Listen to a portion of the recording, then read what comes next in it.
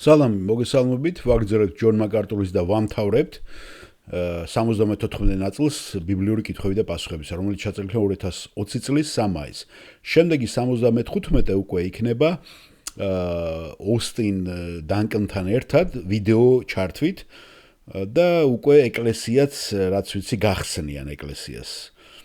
შემდეგი უკვე თარიღი, შემიძლია გითხრათ თარიღიც თარიღი იქნება უკვე სექტემბერი 27 და უკვე გახსნილია და უკვე აჯარებებენ ყოველ კვირას $500, რომელზე ლაპარაკობს ჯონ მაკარტური, ჩვენ გავაგრძელებთ მაგ კითხვა-პასუხებსაც და იქაც იქნება კითხვები და პასუხები იგივე წელს, ესე იგი ამ წელსში ძალიან ბევრი კითხვა-პასუხები იქნება ჩაწერილი, არ ვიცი შემდეგიც იქნება თუ არა 76 და 80-ით ამოიწურება მთლიანად. ესე იგი პანდემიის პერიოდია ჯერ კიდევ 2020 წელია და ეს ბოლო კითხვა ესეთია ძალიან საინტერესო ადრეც დასმული იქნა ეს კითხვა სხვათა შორის დაუსვეს ჯონ მაკარტურს ადრე ეს კითხვა რანგან ღმერთი სამებაა ვისკენ უნდა იყოს მიმართული ჩვენი ლოცვები თუ გახსოვთ ვინც მოყვება ჩვენ ადრეც იყო ეს დასმული და ჩვენ კიდე ერთხელ ვიმეორეთ იმიტომ რომ ძალიან ბევრ ადამიანს მეც სხვათა შორის მაწუხებდა ეს როცა ლოცულობდი როგორ მიმემართა, იმიტომ რომ მამაო ჩვენოს გახსოვთ იესო მიგვითითებს ეტალონს გვაძლევს. მაგრამ ხომ არის კიდევ რომ სამებასოცა მოიაზრებ, როგორ გინდა მას მიმართო. და ეს ძალიან აქტუალური კითხვა მე თვითონ გითხავთ და აი ნახე ჯონ მაკარტური კიდე გვიმეორებს ამას თუ რას აკეთებს თვითონ და რა არის სწორი დაუშვათ მიმართება ამ საკითხთან დაკავშირებით.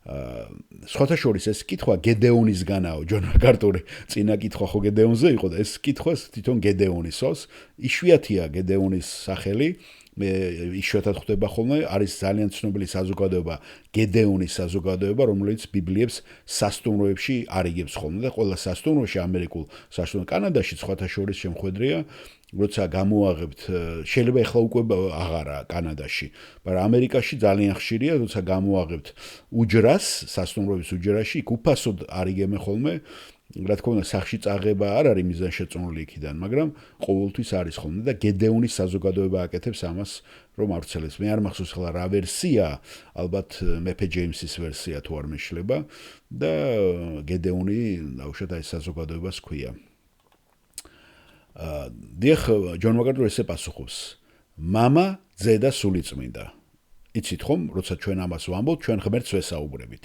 სამება წმინდა სამება და ჩვენ ვამბობთ გმადლობთ მამაო თქვენი გეგმისათვის გმადლობთ კურთხეულ უფალო იესო ქრისტე ამ გეგმის დასადასტურებლად ხორცშესასხამად მამის აღთქმის შენს სიკვდილსა და აღდგომაში დასამტკიცებლად გმადლობთ ასევე სულიწმინდა რომ სიცოცხლე მოგვეცი მე ახლა ვერასოდეს შემეძლო ლოცვა სამების ერთი წევრისათვის გამომეყო.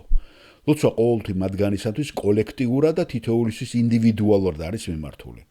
ჩვენ ასე მღერით, გახსოვთ ხო, ჩვენ გვაქვს სიმღერები, რომლებიც მამისადმია ლოცვები, ჩვენ გვაქვს სიმღერები, რომლებიც ქრისტესადმია ლოცვები, ჩვენ გვაქვს სიმღერები, რომლებიც სულიწმინდისადმია არის ლოცვები და ჩვენ მოუწოდებს სულიწმინდას, რომ ჩვენზე იმოქმედოს, გვასწავლოს დაგვიცვას ჩვენ მოუწოდეთ ქრისტეს რომ გვაპატიოს, გაგვაძლიეროს, ჩვენ მოუწოდეთ მამას რომ მოგვანიჭოს წყალობა და მადლი.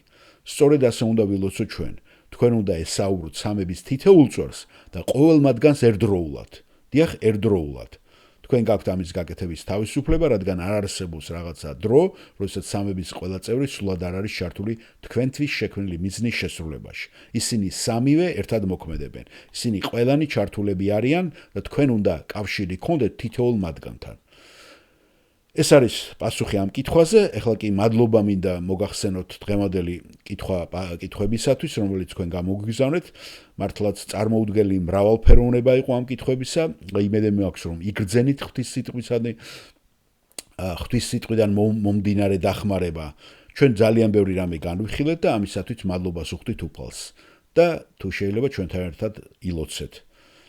მამაო, მადლობა რომ მოგვეცით ეს დრო, რომ ერთმანეთთან დაგვეყო და გაგვეზიარებინა ეს კითხვა-პასუხები ერთმანეთისთვის. მადლობა ამ ძვირფას ადამიანებს, რომლებმაც გამოთქვეს ის თუ რა ედოთ თავიანთ გულებში, არ თავიანთ არსებულ კითხვებში. და უბრალოდ უფალო ეს იყო მხოლოდ მინიმუმი იმ კითხვებისა, რომლებსაც ასობით ადამიანი გვწერს და სვამენ და რომლებზეც პასუხი ყოველთვის თქვენი წმინდა წერილიდან არის შესაძლებელი. უფალო ვლოცულობთ ამ ძვირფასი ადამიანებისათვის, რომლებიც იბრძვიან, რომლებიც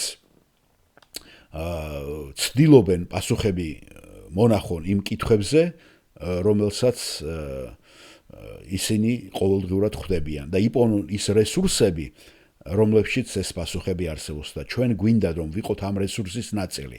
ჩვენ აქ ამ ჩვენი მადლის სათემოს ეკლესიაში ჩვენ გვინდა რომ ვიყოთ ეს რესურსი. ასე რომ უფალო გთხოვთ მიიყვანეთ ისინი ჭეშმარიტებისაკენ და ამ ჭეშმარიტებამ მათ სიცოცხლე და კურთხევა მისცეს. ვლოცულობთ ჩვენი მხსნელის იესო ქრისტეს სახელით. ამინ. და ბოლოს მინდა განცხადებასავით გავაკეთო ამბობს ჯონ მაკარტური, თუ არ გაქვთ მაკარტურის სასწავლო ბიბლიის ეგზემპლიარი, ის ახლახან კიდევ ახალი გამოცემით გამოვიდა 25,000 სკოლიოთი და უამრავ კითხვებზე არის პასუხები. მე მაკარტურის სასწავლო ბიბლიის სკოლიებში ყველა შესაძლო პასუხი შევეცადე რომ ჩამედო. მათი მიღება შეგიძლიათ Grace Books International-ის მეშვეობით, Grace Church-ში შეგიძლიათ შეიძინოთ ჩვენს წიგნი მაღაზიაში ან შეგიძლიათ ეწვიოთ GTY-ს Grace to You Orgs ან Grace to You Orgs. GTY Orgs ან Grace to You Orgs და შეუკეთოთ სასწავლო ბიბლია ან მიიღოთ ნებისმიერი ხელმისაწვდომის საშუალებით. მაგრამ მე ვფიქრობ, რომ ყველა მორწმუნეს უნდა ქონდეს სასწავლო ბიბლია, რადგან ბევრ კითხვაზე პასუხი მოცემულია სკოლიოებში და ყველაფერი ერთ ტომად შეგიძლიათ მიიღოთ. ასე რომ უბრალოდ შეგახსენათ მინდათ ეს. ღმერთმა დაგლოცოთ მომავალ შეხვედრამდე. და მე მინდა დავძინო, რომ ჩემი ერთ-ერთი დიდი სურვილი არის ქართულ ენაზე ამ სასწავლო ჯაგორ მაკარტურის სასწავლო ბიბლიის ხელმიწოდომა. მე შემპირდნენ რომ გაეგოთ და ეზუსტებინათ, თვითონ ჯონ მაკარტურმა ერთ-ერთ ინტერვიუში არ ვიცი წამოწდა ჯორდანში შეეცალა, მაგრამ ჯორდანი არაბულზე იტყოდა. ნამდვილად მახსოვს, რომ თქვა ერთ-ერთ საუბარში იყო ინტერვიუ, ბოლო პერიოდი იყო მისი ალბათ 1 წლის უკან თუ 2 წლის უკან და მე ჩვენი ახლობელი შეხვპირდა, რომ ის გაიგებდა და აზუსტებდა, იმიტომ რომ ტელეფონზე უკვე ძალიან ძნელია მიწდომა, იმიტომ მილიონობით ადამიანები რეკავენ და იმეილზე კიდე არ გვიპასუხეს, ასევე ბევრი იმეილი მიდის. უშუალოდ იქ ფიზიკურად ვინც არის, მას შეუძლია რომ გაიგოს და ძალიან მაინტერესებს ეს პროექტი ბოლომდე დასრულდა თუ არა, ქართულად რო ეთარგმნათ სასწავლო ბიბლიად. და მე აუცილებლად ამას მოგაწვდით, გავიგებ თუ არა ამ ამბავს და ინფორმაციას.